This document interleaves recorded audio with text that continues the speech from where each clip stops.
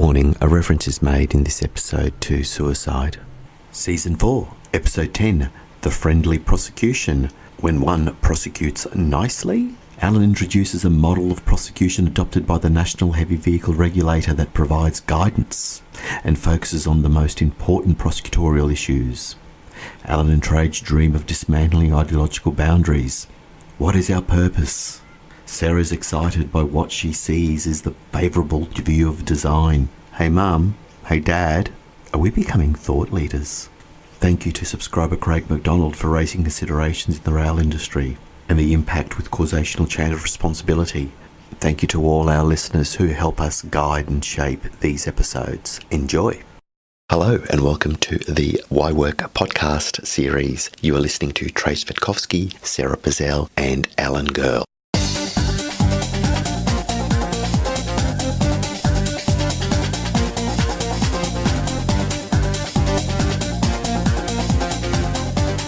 Now, Alan, without trucks, Australia stops.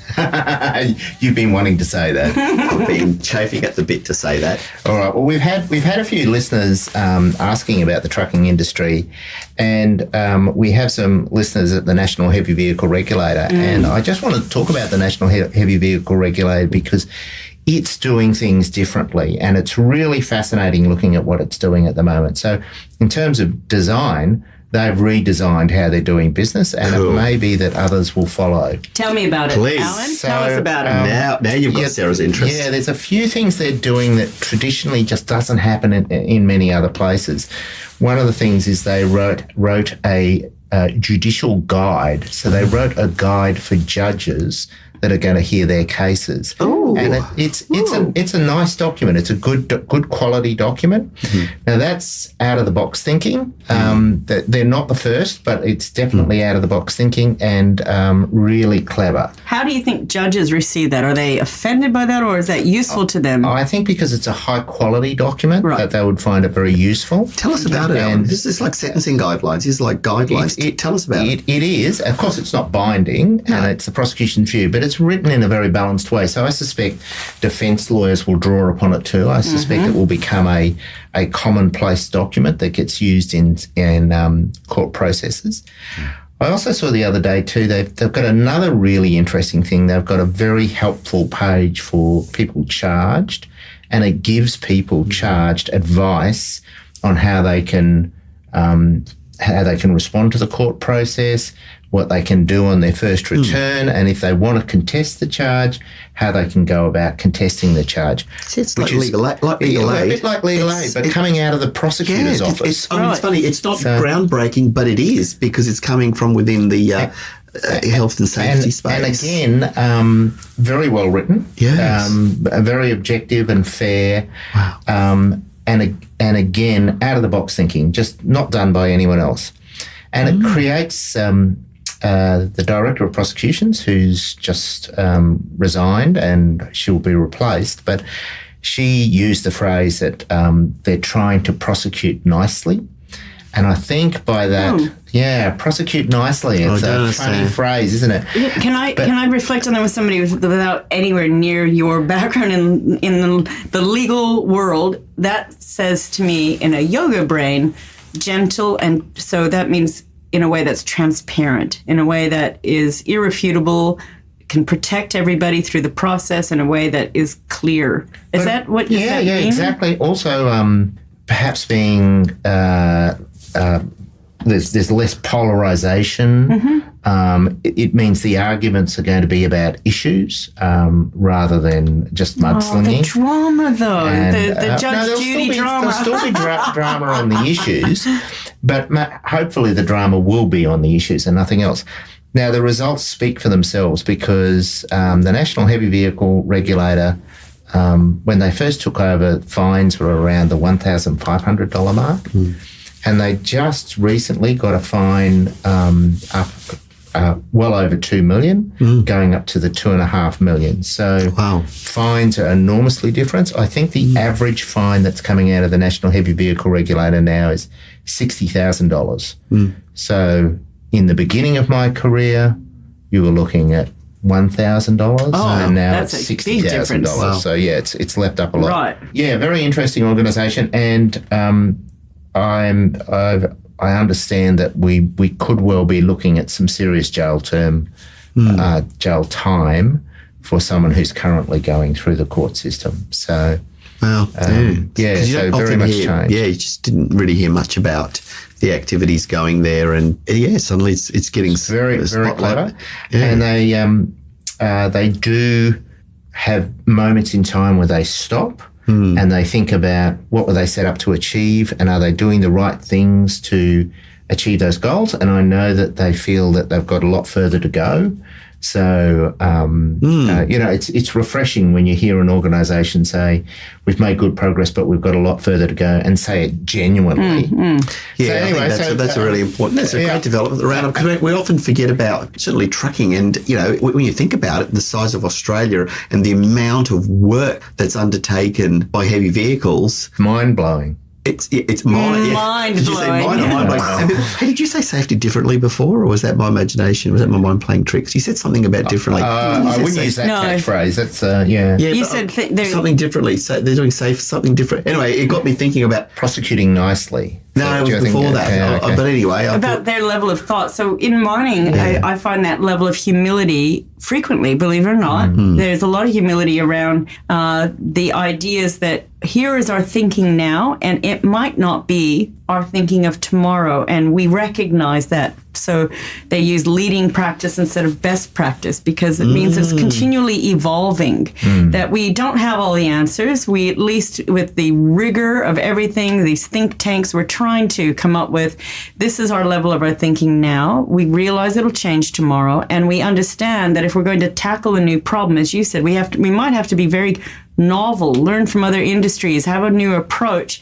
and understand that our ability to resolve this problem should not be used with the same mindset that was used to create it. And that's the type of thinking I'm like, why we prompt, let's review the hierarchy of controls. Let's review our consideration of these kinds of things. Let's keep challenging ourselves, just provoke good thought. And when we have boundaries, and every organisation, of course, has its ideological boundaries. Maybe they're not boundaries. Maybe you can push them out and do things differently. Yeah, we don't need boundaries. Yeah, that's right. A little more fluid, and the 3 pillars. Yeah, That's my yeah, theme well. today. I'm writing a book chapter about it, in case you hadn't noticed, while I've been obsessing this. And I've really been going through the history of socio-political forces on all 3 pillars. When you look at all the regulators, they're all different, but and they all have their own personality. But it would be really useful for many of the regulators to just stop and say, what's our purpose? Why are we actually prosecuting? What are we trying to purpose? achieve? Exactly. Yeah. What's our purpose? Go back and evaluate that again and again. Hey, Mum. Hey, Dad. Are we becoming thought leaders? I'm just an agitator, rabble-rouser, I think. I don't know. It's good, though. I'm the never fact that we satisfied, Trajce. No, Did you notice? Good.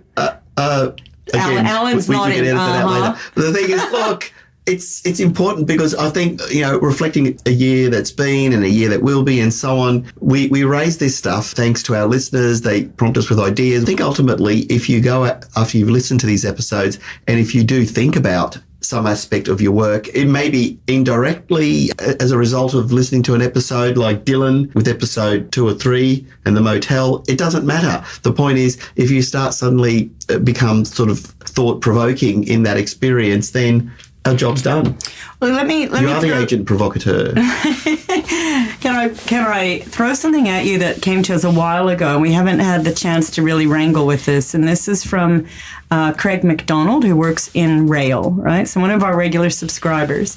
And he's thrown a question your way. So again, I'll throw it out there and I'll let you mull it over. But in rail industry, since we're thinking transportation, he's asked, if the government controls CapEx on rail infrastructure, could they be considered in any way, shape, or form a secondary PCBU, person conducting a business or undertaking? What's their level of responsibility in what I've been talking about today of enduring impact, EI, about eliminating and removing hazards based on what they've commissioned for design? Okay, so that question was phrased as could they be? Could. And my answer is absolutely yes. Right. Elaborate. Well, anyone who the government is similar to the private sector. Yep. And so the principles that applies if an entity has control or influence over another entity, doesn't matter how they're exercising the control or influence, if that first entity is aware that the way it is behaving is going to affect safety standards in the second entity, then it has to put its mind to its corporate mind, or in the government its state mind, to what impact it's having and whether it's doing everything that's reasonably practicable to make sure that workers and other people are safe. Yeah, I would add, you can't just simply outsource the daily grind. You can't hollow out your duty. You may or may not be right for it, because the operative word there was could. There may be concurrent duty holders. At the end of the day, if there is some nexus, if there is some connection with the thing that you do, and that somehow impacts another person, then you potentially could is the operative word. You could be right for it. So chain of responsibility is what I think I hear you saying. Causational chain. Causation chain. Is used in law quite a fair bit, the idea of proximity, each linkage. So the closer those links, the likelihood of perhaps you being caught in that sphere of responsibility. In ergonomics, we would call that couplings. You know, what are your couplings? Yeah, How couplings. strong are those I like couplings? I like that word, couplings. It's a C word, back to 2023. We're still in 2023. I just a can't coupling. I'm a bit That's of so a yesterday. It's Yeah, so I yesterday. know, but I'm a so retro kind of I'm guy. still going to put them on the website, guys. I'm a retro kind of guy. I like I going. think for that question, though, is it likely Yeah. that there would be a prosecution? I think it's unlikely there'd be a prosecution, but that's not to say You could. there wouldn't be discussions in the background. So, Because if you think about that critical piece of infrastructure and who's responsible, or again, that responsibility at the material time, who was doing what, all of that would come under observation and under examination. So it's possible. So let me give you another hypothetical about near misses in high consequence workplaces. And, again, this can be discussed in rail industry as good as any, that if you have an event and you ask your superiors to try and help review that, do you get access to the footage? Is there footage if there's sort of a near miss? Who are they trying to protect? And what happens when you then start to feel like a nuisance, when you're really trying to be part of that resolution? I hear that in mining too. Underground miners say, I was making, shotcrete decisions, and I just wanted to make understand if I was accurate based on the specifications for any of the mechanical engineering design strategies. I hear this in rail. If something's happened in rail, can I come back and have a look at the footage? That's just a general question, because interestingly, there's concerns about psychosocial laws and how will the person conducting a business or undertaking be required to eliminate or minimize these risks, like we've just talked about, or the consequences when some of those decisions are made by the government about those constraints in the design. And if they have a contract to run a service like mining contracts or rail contracts, the concern is about what they do in reaction to traumatic events, that it is reactive instead of proactive. So sometimes, certainly Craig's observation has been about the presence of mental health first aiders. We've had a whole episode about that. It's a big issue in the rail sector. Is it? Yeah. Because they have so many suicides on rail. Suicides on rails. Are you okay champions, right? You get trauma booklets, little education, trauma incidences, somewhat reactive. There is a human factors organization that has worked with the government to do some virtual reality training experiences about suicide.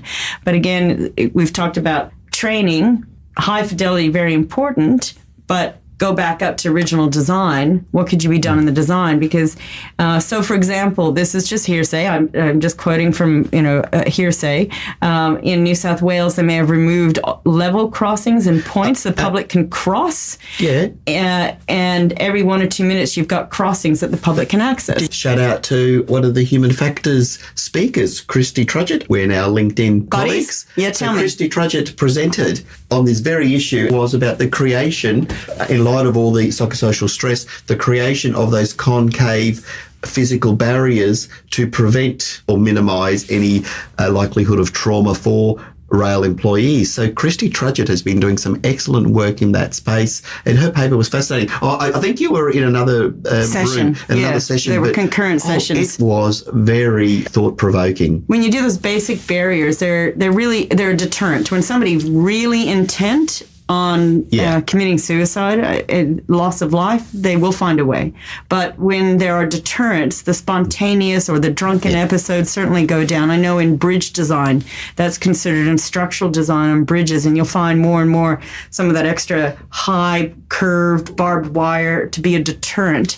Won't stop everybody, but it is taking away some of that spontaneous element. But it's a design structure and system. And again, where's that responsibility? Who authorizes that budget? Where does that sit with the line of responsibility? Because there are design strategies that can help. Yeah, it was a very, I think it was a large scale research project involving various parties, but it was a direct response to that very issue that you raised about trauma associated with suicide and those workers exposed. Yeah. The next person to come to the dinner. And is it only one or two? You are, confirm Alan. exactly that list to make sure we're not awkwardly got an extra person, right? You know what? I hope all the other things have been taken. You know, there is something I need to get off my chest. and Alan, you might know as well. Either of you are going to throw it out there. There's nothing to be ashamed of. No, you know I both love my music, but I wonder, do you think I'm becoming a curmudgeon? An old curmudgeon that wants tablets written in stone instead of internet communication. Yeah, look, I'm going to lead to a story. That is so ridiculous. You are surrounded in technology at the moment. I know. By curmudgeon, I also mean that cranky, tetchy. That's just Eastern European. Snippy. No, it's more than that. I'm going to tell you about my experience in a minute. I feel I'm becoming one of those, the two old Muppets who sit in the balcony. I love those guys. Yeah, who are they I again? used to love those. Boo, just cranky. I think I am becoming a curmudgeon, and I'll tell you why. In the previous episode, we talked about decibels and the sound of the whippersnipper and the gardener at the school and so on and so forth, and noise. Statler and Waldorf. Yeah, I think hang on. It was the worst thing I ever heard.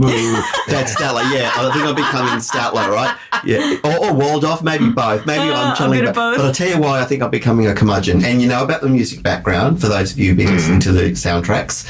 Well, we've got building going on, and it's been going on for ages. There's banging, there's bashing, and they're mostly compliant. But I've had to chip the lads a couple of times. The music was loud, but when I say loud, if you were to measure it, just like you were to measure a power tool, it would clearly exceed the required decibels. So I won't get silly. And what time of day, night, morning is this? Oh, no, during work time. Okay, but it was just, I could handle the power tools. I'm into industrial music. I could handle the crash, the bash, the wallop. But the music just kept creeping up. And I said, look, boys, so it's all good. Work's carrying on. And in a way, I'm glad that the more they work, the quicker they can finish this damn renovation, right? It's all happening. So a couple of times they, guys, the music is really loud.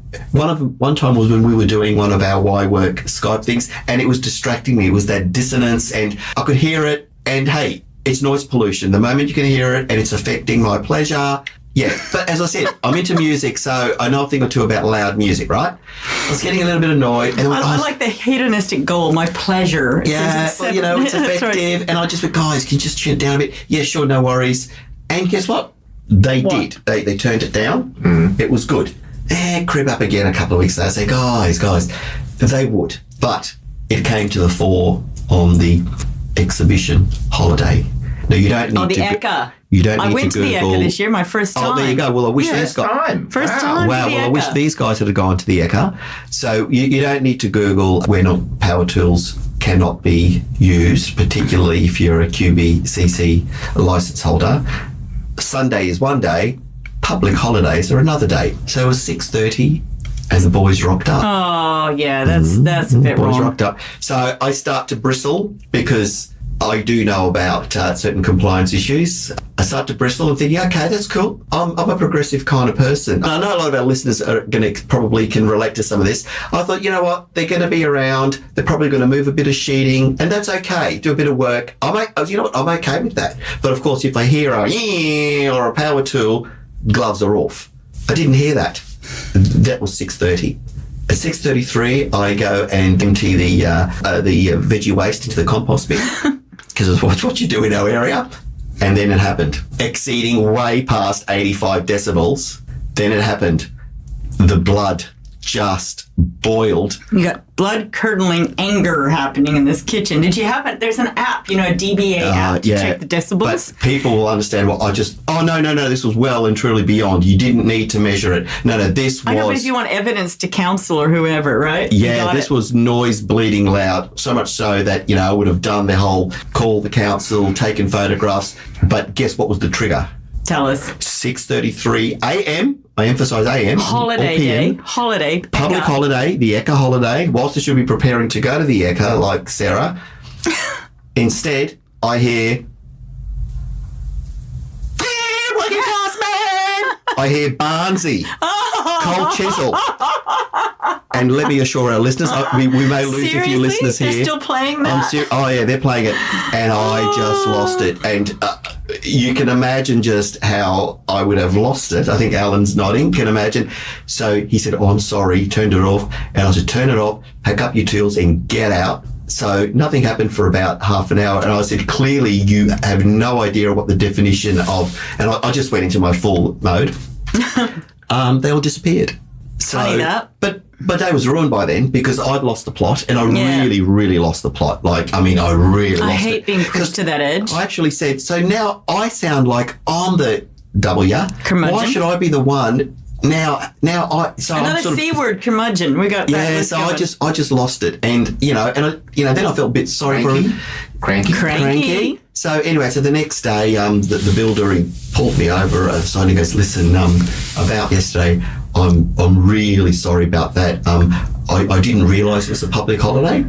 And I said, oh, didn't you? He goes, yeah, look, we're not from this area. And I thought, okay, that's cool. He said, no, I sent them home, actually sent them to my place to do some work. Sorry about that. So it was all fine. And then, that's why we've been on first name basis. But it wasn't the loud music per se.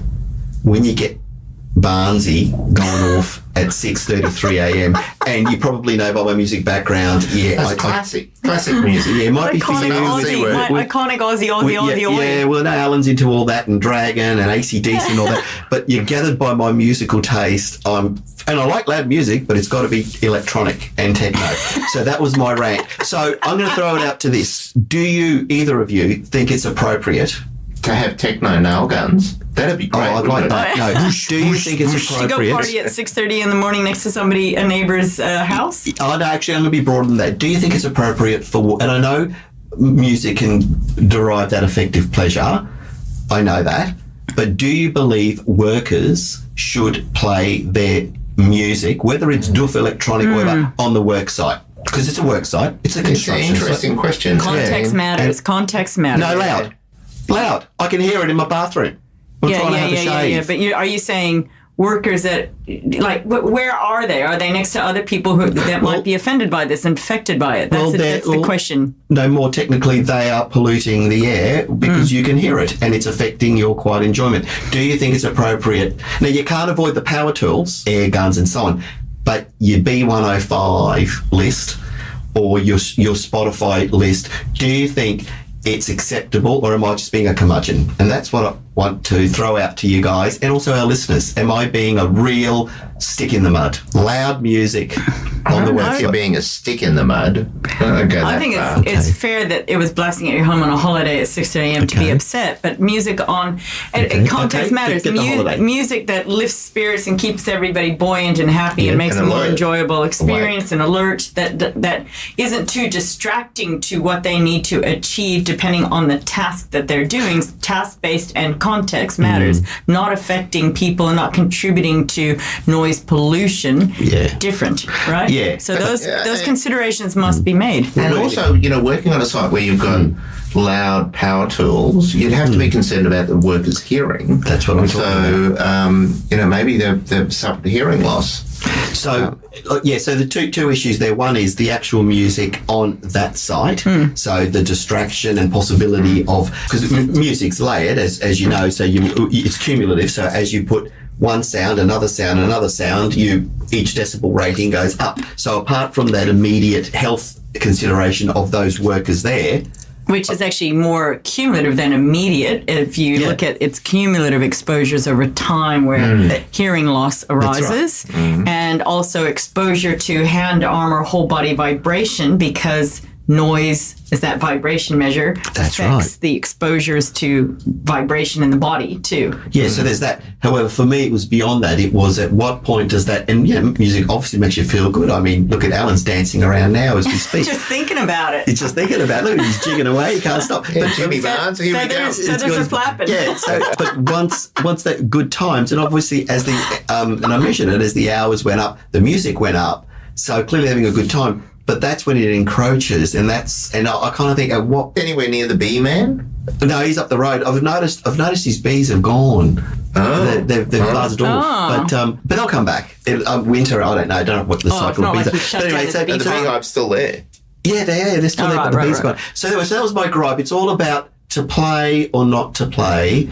That is the question. To have that play at the right time, in the right place, right task, right level. Instance at the right level. So I'd say mostly they are compliant, but I guess that trigger point was the public holiday, but obviously that was building up over time. So anyway, so maybe others haven't thought about it, but I have noticed in sites more and more music being played, because you can buy those really fancy industrial, have you seen them? Those speakers? Boom boxes, right. Boom boxes. Yeah, with speakers, yeah. But they're made by Milwaukee Tools and other really cool Makita and Milwaukee. Like workwear. It's all part of this fetishization of building. It's a fetish. You've got to have a fancy speaker.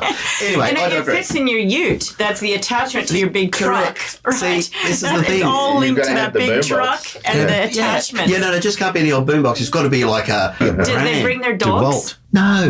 Because the dogs on the workplace, it's another thing, bringing dogs on dogs are workmen. fine. Bring the dog to the side. Bring the bloke with the Terry Telling hat and the stubby shorts and the thongs. You're profiling. You know, that's great. Well, there were my images of the families that had more charity. Yes. And cooperate. Well, yeah, they did after I lost the plot. But anyway.